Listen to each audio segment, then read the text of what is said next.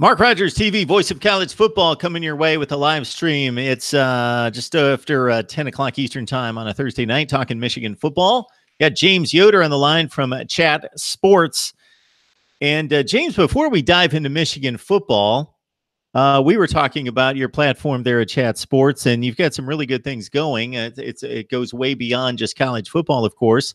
And can you just give us an idea where to find you and where it is, and all the exciting things that you guys are continually upgrading?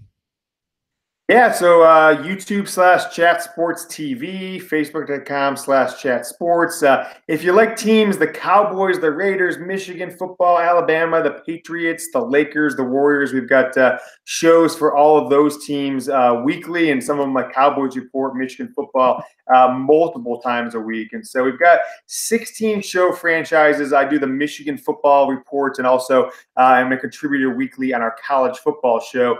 Every Sunday, Tuesday, or 2 shows on Sunday, and then Tuesday and Friday. So big football season for us. Follow us on Twitter, Chat Sports, or myself, James T. Yoder.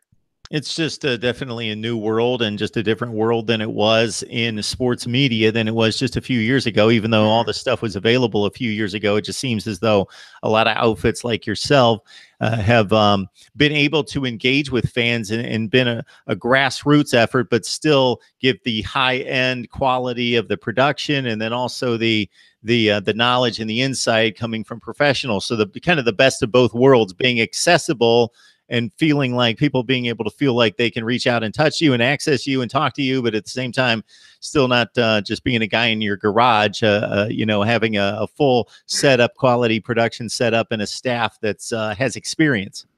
Yeah, it's really, I call it like the democratization of television is what the ability to live stream. And, you don't have your competitors don't have the built-in advantages of their deal with Cablevision or their deal with Time Warner. And so if you have the best content, you can connect with people, get them to take action, like we're talking here with people commenting, you answering their questions.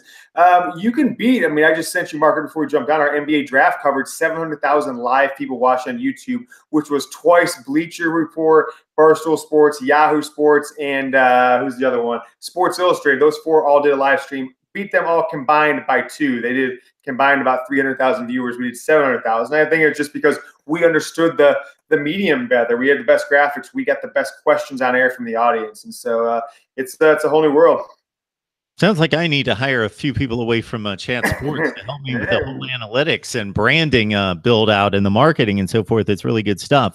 So we've had James Yoder on from Chat Sports a number of times to talk Michigan football, and it's been a great find for us as we try to keep up with really what is an intriguing season for Michigan football, with Jim Harbaugh turning in 2 excellent seasons in the build out, following 5 and 7. And then, it's been a disappointment for most people in following Michigan football with 5 losses this past season, and now Shea Patterson in the fold.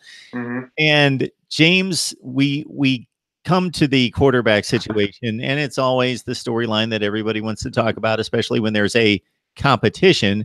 Yeah. But Shea Patterson is going to be a top half of the first round pick in the NFL draft, most likely. He should win this job, but Jim Harbaugh steps out and says, hey, it's not just a 2-man battle or a 3-man battle, it's like a 4 or 5-man battle. And the legitimacy may not necessarily be there, but I'm going to chime in after you to let everybody know why I feel as though Jim Harbaugh basically has to make that statement. But of course, you're the guy that has the pulse of the team. I find it a little odd that they're being so.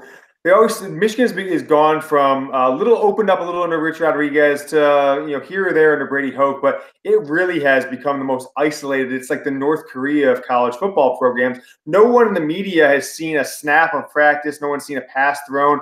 There's been 2 videos all time taken by the Big Ten Network of Shea Patterson throwing a ball in a Michigan uniform, spring practice or fall practice, which is kind of crazy. I think it's a disservice to the fans, to be frank, but I think it's got to be a motivation factor to see who's going to battle out for that number 2 spot, who's going to be ready if Shea Patterson is a one and done at Michigan and leaves after his junior year, this coming April's draft. So I see it as a tactic to get the guys to battle for number 2. But from what I've been told, and these are people who talk to the family of Shea Patterson, as recently, as far back, I should say, as April and May, is that the coaches gave him a different playbook than the other quarterbacks that have been there. And that playbook had the shotgun snaps, the run pass offense, the short passing game, and said, be ready to be our guy. It's your team come fall practice. And he had 2.5 months to do so. And so Brandon Peters and Dylan McCaffrey didn't get that playbook. I was told Joe Milton, the freshman, got an interesting variation of it, but certainly not the full 50% spread RPO one that Shea Patterson got. So my first thought there is that, and we've got a similar situation at LSU, although Joe Burrow doesn't have the experience nor the track record of a Shea Patterson, but LSU fans are rolling their eyes in the media when Ed Ogeron talks about a quarterback battle, because Joe Burrow was brought in to start at LSU, and everybody would be stunned if he didn't. But I certainly understand it, because he has no meaningful reps, has not proven anything on a collegiate football field, and certainly hasn't done that at LSU. Now, Jim Harbaugh would have more of a leg to stand on to say Shea Patterson's our starting quarterback, especially at the beginning of camp, because he has proven capable against SEC defenses. But to a certain extent, I understand Jim Harbaugh's ploy, at least at the outset of camp, to say, we don't bring somebody in from the outside and give them the job, regardless of the credentials, regardless of what they've shown on tape, regardless of what they've done in the SEC. They haven't done it in practice at Michigan. Therefore, I don't want to dishonor or discredit, disrespect the guys that we have in play, especially a quarterback who played 2/3 of the season last year in Brandon Peters, to say we're going to automatically just give that guy the job, even though he didn't earn it here. So I understand at the outset of camp making that claim.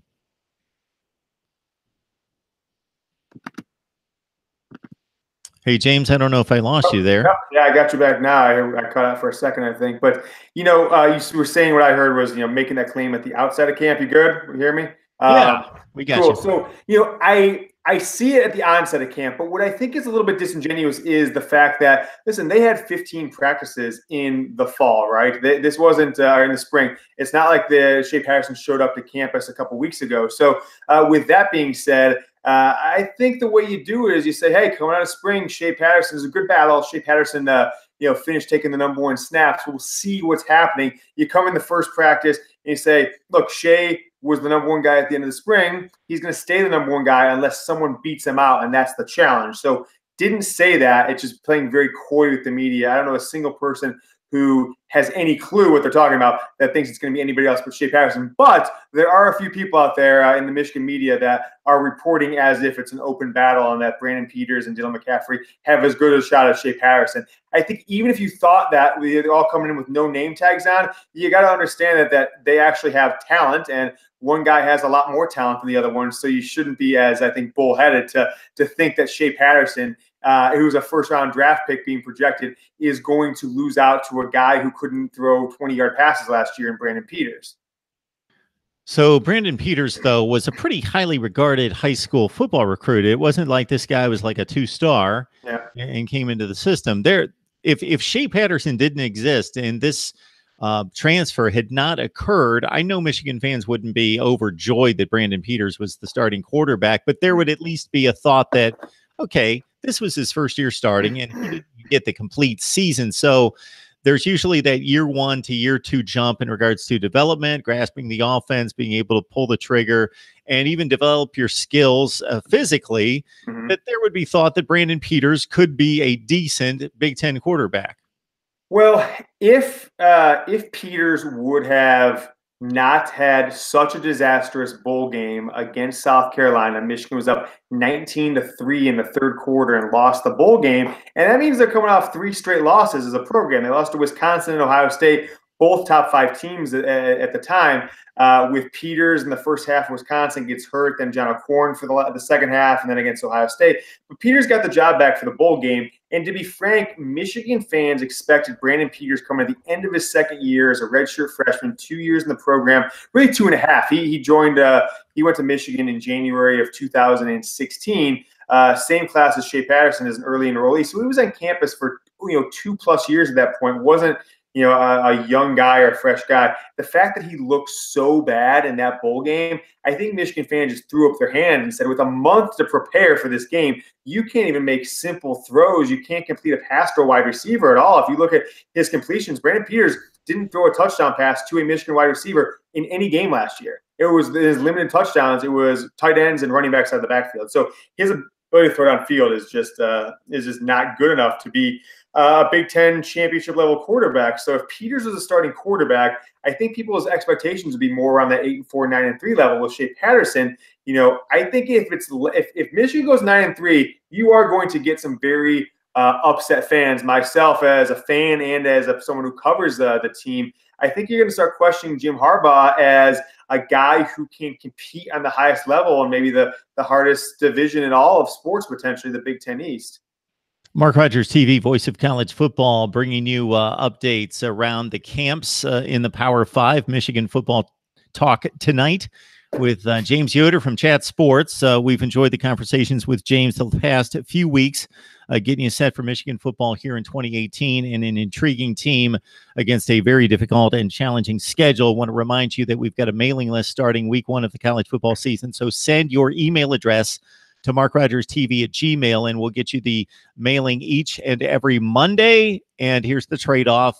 I'm not going to do anything stupid with your email. You're not going to get any garbage. And the trade-off is you've got my email address as well. So it's MarkRogersTV@gmail.com, and you get your Monday wrap-up of the weekend, my take, my perspective on what just transpired in college football, plus stats and trends and notes that you will not find anywhere else, and a channel update from me.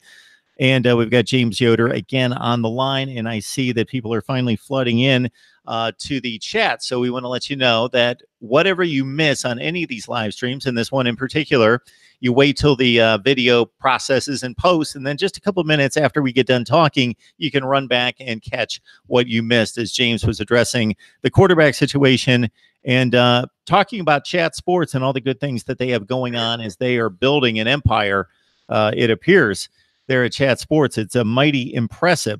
So before I hit the live stream and look at the chat here, because you guys have a number of comments and questions that I'll pass along to James, this seems to be a common theme of controversial situations, and we see it again now with DJ Durkin, and now it kind of moving into Jim Harbaugh's camp, is that there come, after the initial story and the negativity surrounding a primary target, there are periphery collateral damage there, and other people are named and attached to that particular person. We saw it with Urban Meyer. We've seen it time and time again with a number of coaching fraternities and situations. Here you got DJ Durkin. We all know about the situation at Maryland that is pretty bad.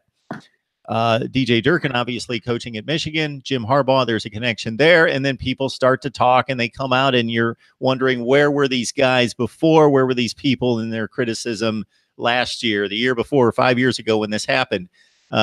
Give us the latest in regards to a few Stanford players coming out talking about Jim Harbaugh and attacking his character in relationship to this story. Yeah, so it's funny, this didn't really hit the news for a few hours, maybe 7-8 hours ago, early this afternoon.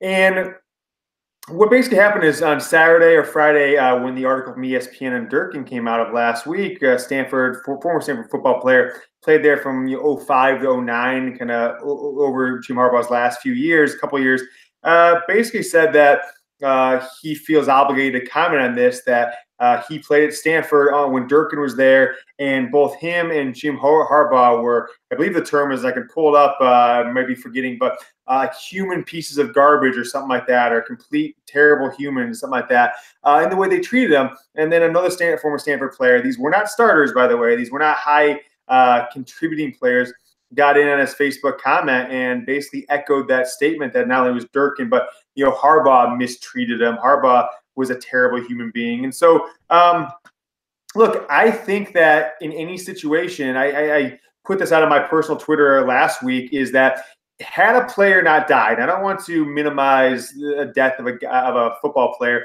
but had it just been 15 players, former coaches, current guys talking off the record, you could have swapped out the word Maryland for probably every football program in America. the reason that it's getting this attention, of course, is because someone did die. Now, I try and stay a little balanced on this stuff. The outrage, the story gets reported, and then there's immediate outrage. This is not right. That guy should be fired. And I do think there is a trial by media that's happened with Urban Meyer, that's now happening with DJ Dirk, and that kind of happens all the time now with social media. Is an accusation by unnamed sources means guilt, means your life is over, your job's lost, your career's over. And I would say Hank Gathers is a basketball player that died on the court. Reggie Lewis from the Celtics is a basketball player. Corey Stringer, a pro football player, all died. And university presidents' jobs weren't being called for. NBA owners' jobs weren't being called for at that time. So I just think there needs to be a, let them do the investigation, right? If it was just egregious things, then that happens. So I think anytime you get people in competitive situations, when people don't, get the job, get the starting role, get fired, that there's somebody who's going to want to feel like they are mistreated. So I just kind of hold people back from just, guilt by article is kind of what things have started to take place. Yeah, James, to underline that situation, it's a very dangerous thing. It's a very dangerous thing, and it completely undermines everything we've built in regards to this country and the freedoms that we have, and the justice system, which is not necessarily without its flaws, but in theory, in its framework, is the best in the world if it's running properly, and that's that people are free and they're not guilty until they're proven guilty, regardless of, yes, people run automatically to, a lot of people run to, well, that's the accusation. Man, if that person did it, then this is horrible. And they're correct. But they are overwhelmed by the emotion of, look at this situation. Look at what's been done to this human being, apparently. But I'm going to run to the verdict and be judge and jury right out of the gate. And just because this is so horrible, and it is, but we got to find out the truth first, and then determine the proper measures to go forward with. But let's not point fingers and say, yes, we're like banning people out of leagues, out of jobs, ruining careers within 10 or 12 minutes of knowing the actual story's been broken. Man, people, their careers are ruined, or if they would have been placed in the hands of a number of people on social media. It's pretty bad. It's an injustice, and it's dangerous. All right. Fire right now is that when the story came out, it was all bad, right? It was this guy is fired and he's gone, and now where are we at? And maybe he's getting his job back. You never know. Yeah, we got James Yoder on the line talking Michigan football. And of course, Michigan opens with Notre Dame. So no light touch to get the season underway for the Wolverines this year. And they typically have done that at least a number of times in recent years. And Michigan and Notre Dame, and James earlier addressed the quarterback situation. I'm going to go to the live stream here, the live chat, and point out some comments and questions. And we're going to go historical right out of the gate. And unfortunately, I lost James. I think he's coming right back. There he is. Man, you are the quickest I've ever seen on the trigger, James, in terms of getting knocked off of feet and coming right back. Yeah, I usually have to fill for like 5 minutes and talk until the guest comes back, but you were right on it. So we're going to go to the chat here, James, and we're going historical out of the gate, and it's a bit ludicrous, but I'm going to throw it out there just to humor my my viewer here. Dondre's a really good guy, watches all the time, but he's a Clemson fan. So anytime Michigan's brought up, even though there's really no connection between Clemson and Michigan, it's not like Ohio State and Clemson where they have played a couple times frequently or recently. Dondre loves to point out that Michigan has been irrelevant or has not been great since 1948. Well, of course, he's missing one obvious year, but I'll let you take it from there. Well, I mean, they won a national title in 48. I saw someone say a half title in 97, right? Still the only team ever to go into a bowl game #1, win it, and then be voted out of that #1 spot in college football history. But nevertheless, Michigan, the #1, the most wins in the 1970s.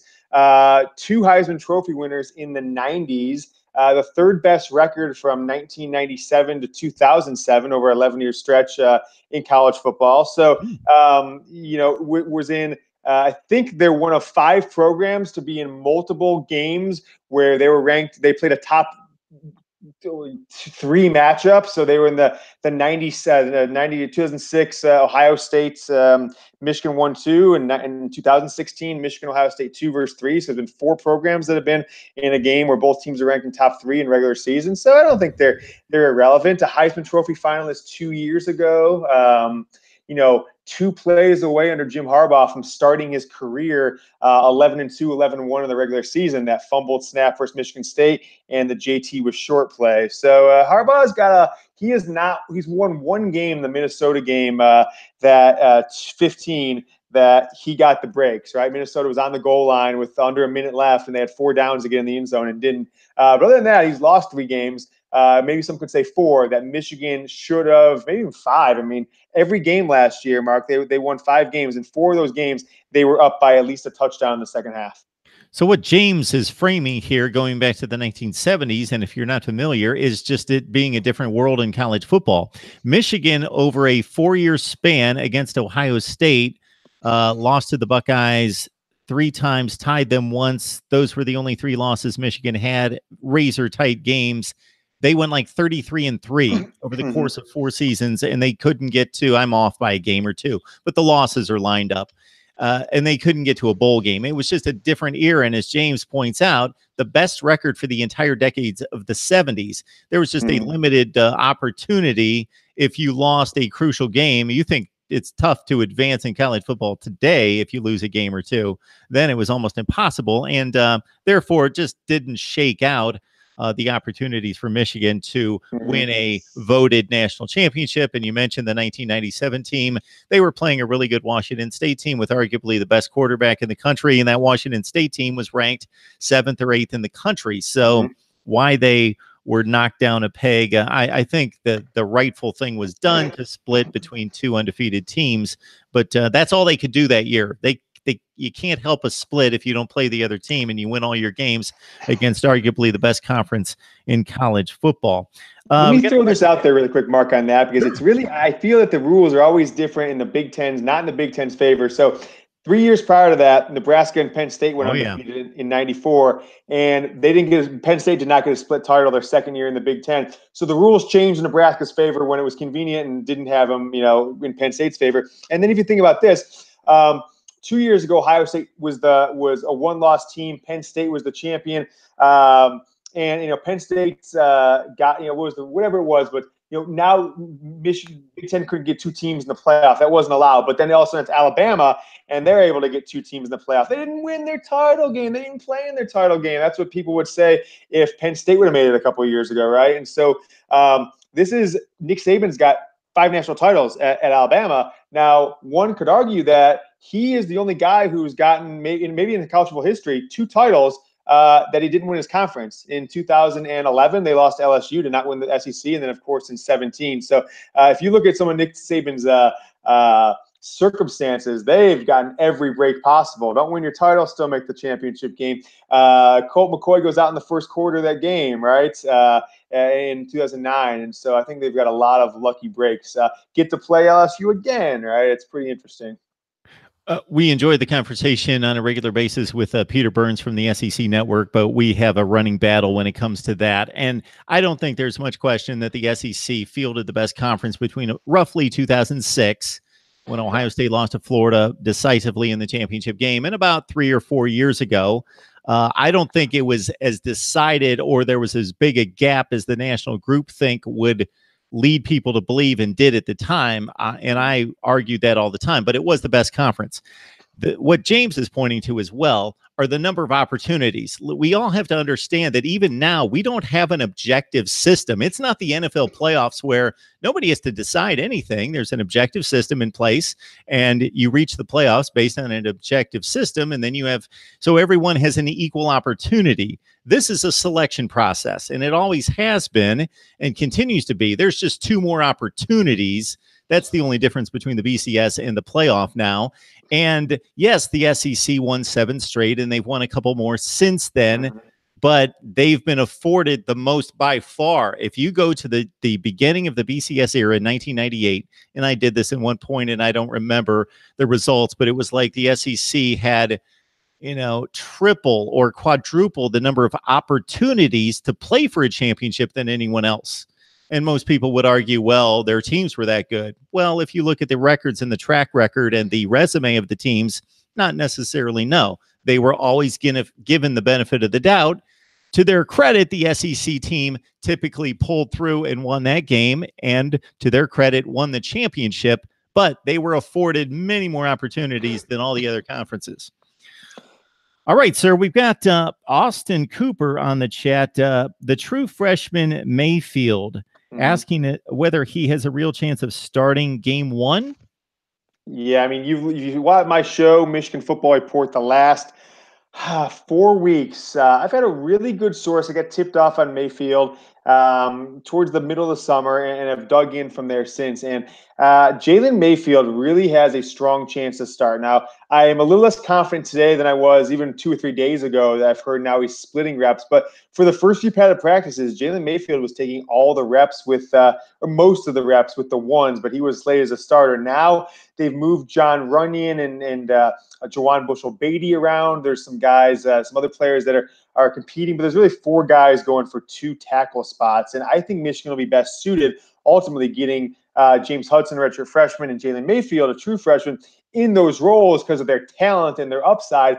If you're Runyon and if you're Bushell-Beatty, you've been on program combined 9 years. And if anyone watched Michigan play last year and you saw what those guys do, that's what you're getting. Right? That's what you're getting. I can't imagine that Mayfield is going to be much worse, and maybe have a little bit of upside in there. So I think it's about 50-50 that Mayfield starts, 60-40 maybe, still splitting the reps. But I don't think Michigan is – they're not going to be satisfied by just giving it to him. They're really going to make him earn it. But I think it's a pretty good chance, better than 50-50, that he gets that start versus Notre Dame. If not, he's going to be in there by game 4 at the absolute worst.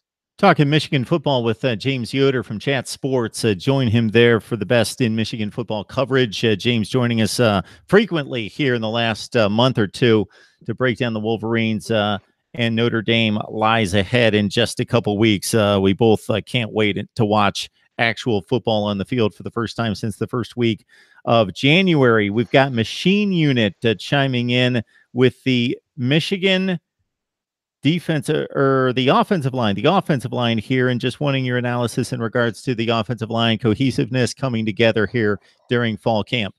So you've got 2 guys, Ben Bredesen, Cesar Ruiz, guard position. Bredesen is now a 3-year starter, started as a true freshman, remember? So for those who say it can't happen, Mason Cole, his predecessor, started as not predecessor, but is kind of, the guy before him, the big recruit before him. So Michigan has started a true freshman in 2016 and 2015. So 17 was really the only year in the last 3 that they had at the offensive line.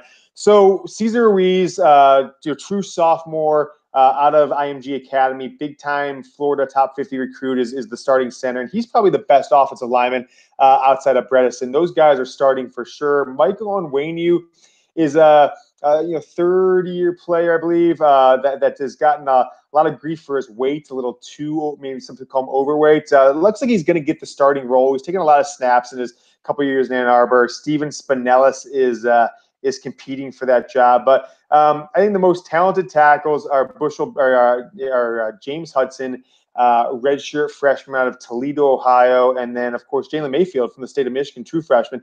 But Jawan Bushell-Beatty and John Runyon have the advantage of getting snaps last year, not very quality snaps, to be frank. And then, they got the snaps in spring practice. And if you get those 15 practices in, you're going to have a little bit of a leg up. So it depends on what Michigan coaching staff thinks. If they think they need that experience and they need, some guy who's been there, a veteran leadership for game 1 on the road, and then want to give a freshman a chance against SMU or against a lower Big Ten team, then that's where you see what happens. So it's all going to come down to what the coaches say. But if Mayfield and Hudson are not starting the last games of the year, it means either they got injured or I'm crazy. That's kind of the way I take it. And maybe both could be true. Well, we know you're not crazy, James. That can't be. So we've got James Yoder on the line from Chat Sports, talking Michigan football. Notre Dame lies ahead in just a few weeks. And so we've been in camp for, what, 2.5 weeks, something in that range. James, anything else besides this quarterback situation and what Jim Harbaugh has stated about the wide open competition? Anything else that's hit you in regards to making you feel a little bit better about this team or maybe causing some concern? Well, I found some information, talked to one of my guys who, gets regular practice updates from somebody he works with. And so something interesting on the wide receiver sets. Now, I'll take a little credit. I was the first one last Saturday, 5 days ago, to report Michigan 50% of the snaps are out of shotgun is the goal for this year on the offense. And the deep passing game has been challenging. They certainly haven't completed as many of those as they'd like. And so they've really been focused on what I was told is a New England Patriots style of offense where you're getting a lot of 3, 5, 7-yard routes, very high percentage completion, not giving Shea Patterson the ability to throw interceptions, which he is kind of prone to a little bit wobbly sometimes in the deep ball. If he doesn't put it perfectly, sometimes it's either a touchdown or an interception and very few in between. So with that being said, a set that has been worked on a lot is one back, and then Nico Collins, who got some snaps as a true freshman last year, getting the start at the wide receiver spot. Tariq Black, of course, at the other wide receiver spot. And then Donovan Peoples-Jones, who was Michigan's biggest recruit from 2017, taking all the snaps out of the slots where his speed and elusiveness can be a little more valuable in that short passing game. If you hit him for a 3-yard route, kind of coming underneath or cutting behind a tight end, you might get him in the open field, right behind the linebackers in front of the safeties, and it could be off to the races on a 5-yard, 100% guaranteed completion pass for Shea Patterson, along as he gets blocking. So that's interesting because the general consensus was that it was Patterson and Peoples-Jones on the outside, and then Collins and Kakoa Crawford, a guy who's no longer with the program, and Eddie McDoom, no longer with the program. Both have left over the summer. And so I think with this depth being so thin now, Mark, is that they're going to take their best or second best wide receiver and maybe try and play to the strengths, put him in the slot, and get a guy like Oliver Martin, who's 6'5", get him on the outside. So if they need to go up it, they have a height advantage, and they can use Peoples-Jones' speed on the inside. Just no more handoffs to the H-back who hasn't carried the ball the entire game with the game and the momentum going to the other side. I thought that was one of the worst calls I had seen last season in the Outback Bowl. Of course, as the momentum swung from 19-3 to a loss. And if you look back at that play and then you watch the Michigan series on Amazon, and this is not something I think sits well with me, and I'm sure if Michigan fans realize that, they'd be like, I don't know about that. Is Jim Harbaugh didn't even know they're calling the play, didn't know who was in the game. And so he, of course, it seemed like they were blaming on the offensive coordinator, Tim Drevno, who's no longer with the program. Maybe that's the reason why. But that coaching staff, just something was going on. I don't want to say there was something off, but if you watch that video, you see the play calls. If you look at 2016, Mark, Michigan led the Big Ten in scoring. This is with Ohio State's offensive juggernaut and some others. Michigan led the Big Ten in scoring. And then you come back last year and you throw you have 9 touchdown passes all year, 3 to wide receivers, I think it was, and none to wide receivers after the second game of the year, maybe the third game of the year. So when I say Brandon Peters didn't throw a touchdown pass to anybody, him and everybody else, Michigan's wide receivers did not catch a touchdown pass the last 9, maybe 10 games of the season. So you touched upon this to a certain extent, but we've got a specific question from Wes Anthony asking about Michigan running more of an up-tempo spread offense because of the personnel and obviously Shea Patterson in play versus what has been more of a pro style under Harbaugh in the past. Yeah, I mean, if it's not, then I think Jim Harbaugh is never going to win at the highest level. If you've got Shea Patterson in there, you need to play to his strengths and with Michigan's real weakness, Mark. There's not many returning starters. There's not many gaps positions that don't have a returning starter. Michigan's got 9 on defense. I believe 8 on offense. If you consider Shea Patterson a starter, you have 9 on offense, right? You just miss a few guys in the offensive line from last year, most notably Mason Cole. So Shea Patterson does not need to be taking snaps out of the I formation, doing a 5-step drop, and then looking upfield. He needs to get the ball, get snap, and get the ball as rocket release out of his arm and get it into the hands of this wide receiver class. You've got 4 sophomores. One's a redshirt freshman, technically.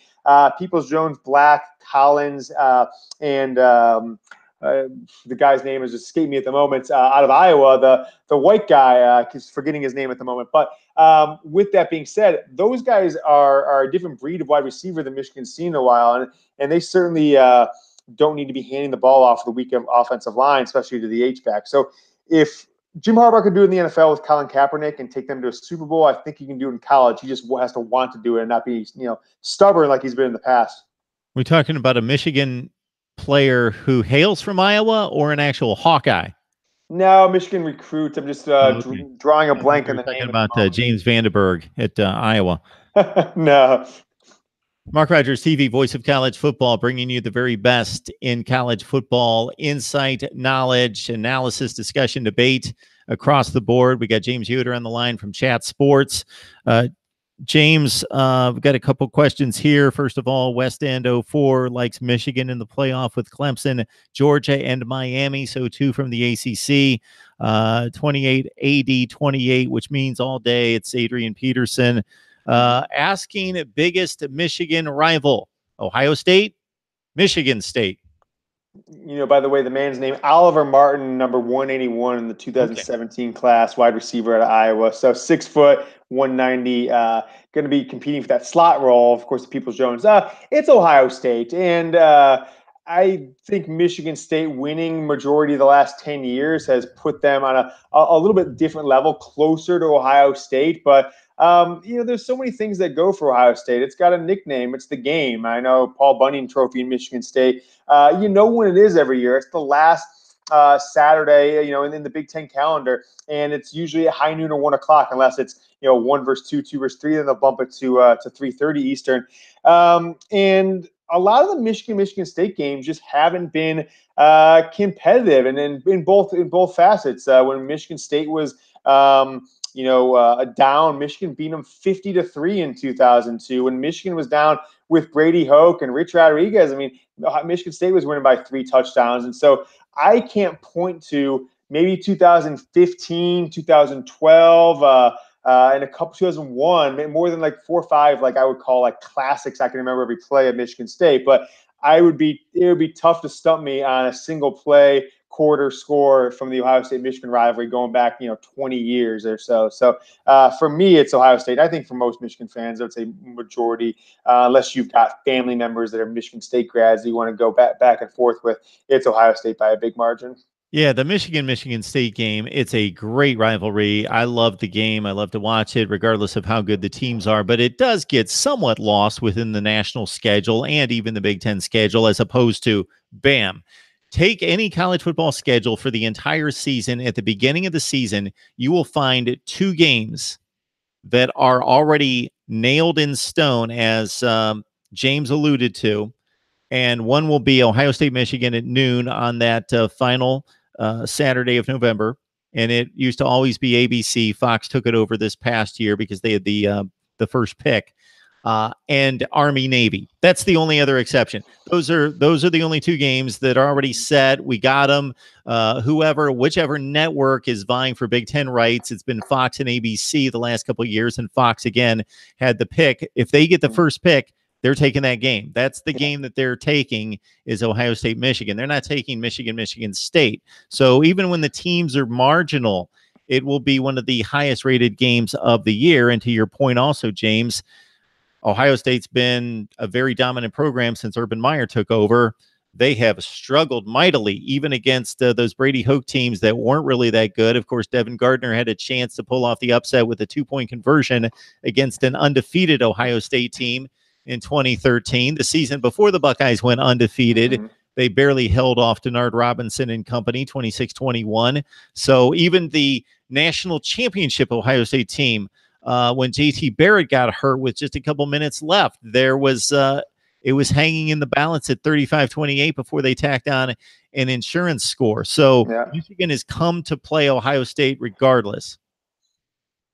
Yeah, if you think about even 2012, Michigan went into the the year they did go undefeated, Urban Meyer's first season, they couldn't make the playoff because they were suspension. But Denard Robinson took one to the house right before halftime. Michigan, I think, went into halftime up 10 points. I think ultimately the talent and the coaching of Ohio State won. But there's been 2 or 3 games, 2015, 2008 against Ohio State, and I'm trying to think even another one, 2015, 2008, that were just mismatches in Ohio State favor. Every other game, for the most part, Michigan has had a chance. And now it's an embarrassing record, since 2001.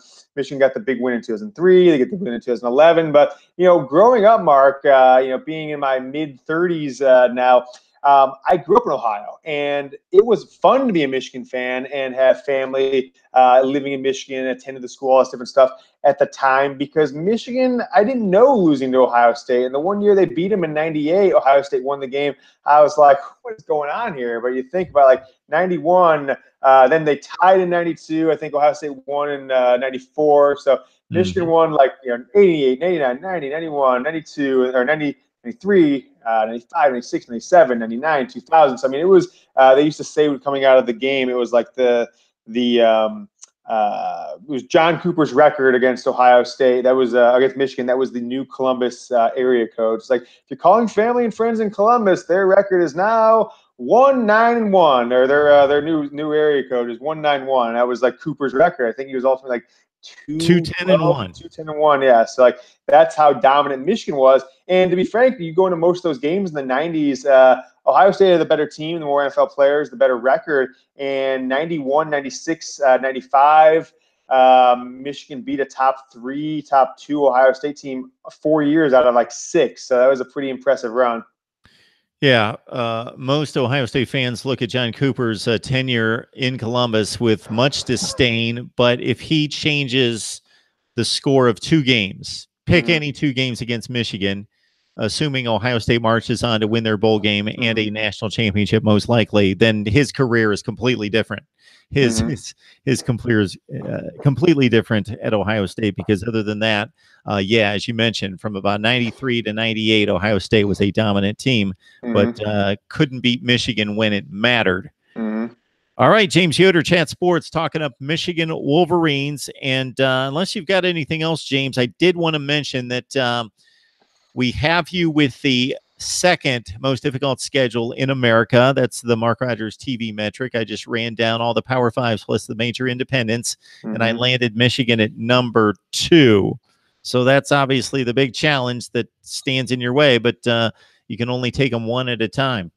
Yeah, who do you have number 1? Florida State. Okay. What makes them number 1? I know they've got a tough, trying to think of their schedule off the top of my head. Clemson, Notre Dame. Yeah. Okay. Notre Dame, the out of conference. Okay. Clemson, Notre Dame, Miami. Yeah. Well, Louisville, North Carolina State. Yeah. I think, Mark, you may have carried the 1 or something like that one too many times, because I don't know who's got a schedule where they've got 3 teams, in the top 12 on the road: Ohio State, Michigan State, Notre Dame. A team in Northwestern on the road that won 10 games last year, and then home games against Wisconsin, started the year 12-0 last year.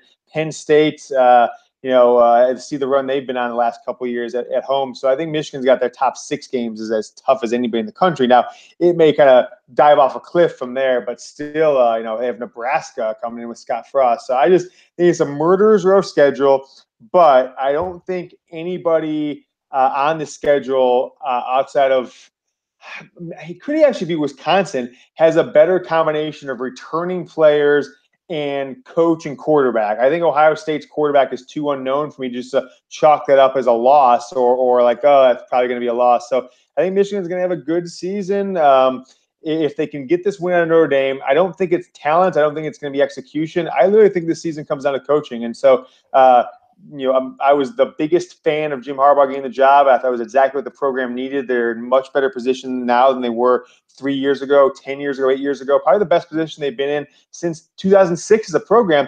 But you can't start off your career going 0-4 against Ohio State. You can't start going 1-3 against Michigan State if they lose both those games this year and still get unanimous support from your fan base and people who cover you. So with 9 juniors is what my number is that with big seasons would have the potential to leave early. That's the kind of talent for the NFL they have this year, plus a couple seniors. You could have, a dozen or so guys drafted off this team this year if they all go pro. You shouldn't lose more than 2 games, and you should be right on the cusp of winning 11 of your 12 and having a chance to make the playoff. Now, Michigan State's got the coach, the quarterback, and the returning starters. I'll make the differentiation there with Michigan State. Not quite the talent. That's what I think the talent is. If you look at Wisconsin, they've got like 5 guys who are, some level of All-American, offensive line, linebacker, safety, whatever it is, coming back this year, right? That is a talented squad. And their quarterback, 2-year starter, now coming to a 3-year starter, only a junior, 12-0 last year. What's his record over 2 years in the regular season? That's a pretty dang good record. I think is it 20-2 or 21-2, something like that, not counting the loss in the Big Ten championship game. So Wisconsin, he might not be a gunslinger, but he was the MVP of the Manning camp this summer. So I just think that Paul Chryst has done a terrific job. I think Michigan State, their biggest challenge right now is that they play at their talent. I think they get the most out of their talent, and maybe versus their recruiting rankings. I just don't think they have as high level of talent. They've got some good players. LJ Scott, the rookie, their defense is solid and returning like 20 of 22 starters on both sides of the ball, the most in the country. It doesn't scream a championship level team to me just yet. So James, I've had this conversation with some other Michigan contributors. So the framework of the program, the structure of the program, where it sits right now, I completely agree with you that it's on the best footing that it's been in terms of recruiting, talent on the roster, the coaching staff, and the head coach, all of that in play, and now a quarterback. But in terms of narrative, they're still trying to come back and fight the 5 losses and the disappointment of that. Now the structure is not going to fold with 1 loss, but in terms of a narrative, in terms of maybe the periphery fan base getting disgruntled, is this Notre Dame game extremely crucial from a psychological standpoint as well? I think I call them the water carrying journalists, the guys who won't write a negative story until the week before a coach is fired. There's a lot of those from Michigan, maybe as many as any program in the country. They'll write it off as, this was an expected loss on the road, new quarterback, new system, yada, yada. But if you were to flip the script and say, hey, Notre Dame has got the #1 quarterback from 3 years ago. He's got 10 starts in the SEC. He replaced a team that's got 6 players who could be taken in the first 40 picks of the NFL draft in the defense, plus the best wide receiving recruiting class in maybe history. 4 guys in the top 200. All this talent coming back on Michigan. If you flip that script and say that's Notre Dame, and then hey Michigan, we lost our 2 underclassmen offensive linemen, our best wide receiver, and a running back early to the pros. We lost our defensive coordinator who took another job. We lost a number of coaches, and there's rumors that our starting running back is suspended for the first few games. That has not been confirmed yet. If you flip the script, Michigan fans would be saying we have no chance to win this game, right? If it was literally the other thing, Notre Dame is going to come into our house and crush us. So the fact that Michigan fans don't think that, I think, shows how snake bitten they've been as a program. They should be thinking, look, if you drafted these 2 teams player for player, I think Michigan would have like 9 or 10 of the top 15 and maybe 15 of the top 22, right? And so Michigan should expect to win it. And I think last year, Jim Harbaugh showed he could come out and win a game away from home against a team that people thought had a chance to beat them in Florida, and they crushed Florida. If not for 2 pick sixes by Wilton Speight, that's a 42-10 game. Well, it's maybe like 37-20 or something like that. But that's what the mentality they've got to come out with, is that we need to come out and crush this team. They're not as talented as us. But think about this for a second, Mark. Michigan has not won a road game against my desk is moving here. Okay. Got one of these standing desks. I think I bumped it. I'm going to bring it back up for you. Michigan's not won a road game against a ranked team since 2006. 2006. It has been 11 seasons. This will be the 12th season since they won a road game against a ranked team. I think it's like 10 or 11 losses in a row. And that's kind of just to think about that. The iPhone didn't exist with the last time that Michigan won. It was kind of like what happened the last time Tiger Woods won a major. It's basically the same story when Michigan won a road game against a ranked team. So that's kind of the demons they've got to overcome. And Jim Harbaugh has done as bad as anybody, I guess, in winning big games on the road, especially against rivals.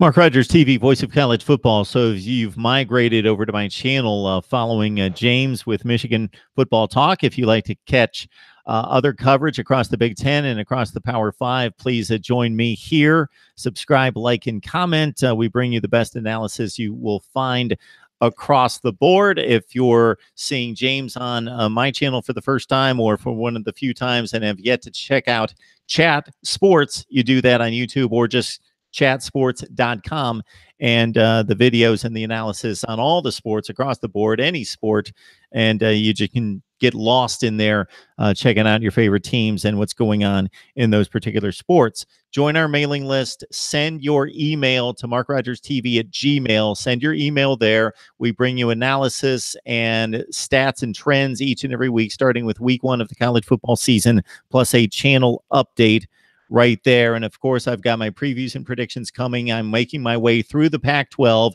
as we speak. I'm in the South Division, so look out for those as well. James, we appreciate you stopping by. You're welcome anytime. It's great insight into the Wolverines.